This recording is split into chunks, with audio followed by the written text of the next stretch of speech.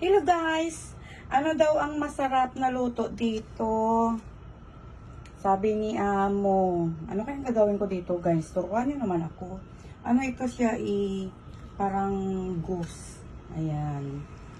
So lulutuin ko daw ito tonight. So ano ba ang masarap ditong naluto? Para maging masarap naman. Ay nako. Hindi ko alam. Natutuwa ako.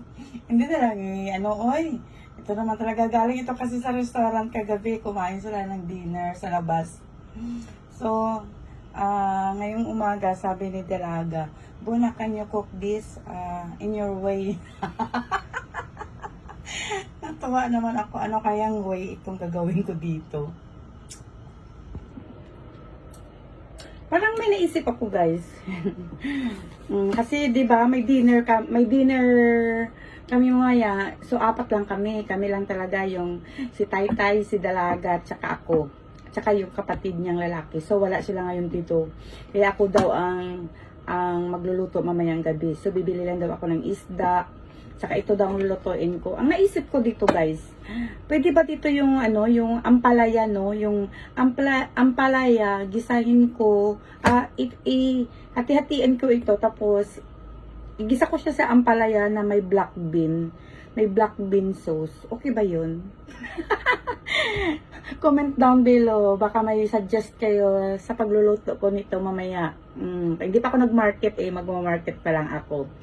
So guys, help me kung ano ditong masarap kasi sabi ni Dalaga, cook my own way. Oo, kasi guys, malaman pa siya, tingnan mo, buo kasi itong duck, marami pa siyang laman na tira. Ayan, puro laman pa ito guys, grabe pang, puro laman pa ito. So, nasayang sila siguro, hindi nila naubos kagabi, kasi nag-dinner sila sa labas. Ako naman, nandun sa kabilang bahay sa anak ni Taytay, nagluto ako doon. So, nandun ako kagabi. So, sila sa labas sila, nag-eat all you can yata sila. So, dinala nila pabalik ito kagabi, kaya lulutuin ko daw kasi sayang. So, ito yung ulam namin mamayang gabi, guys.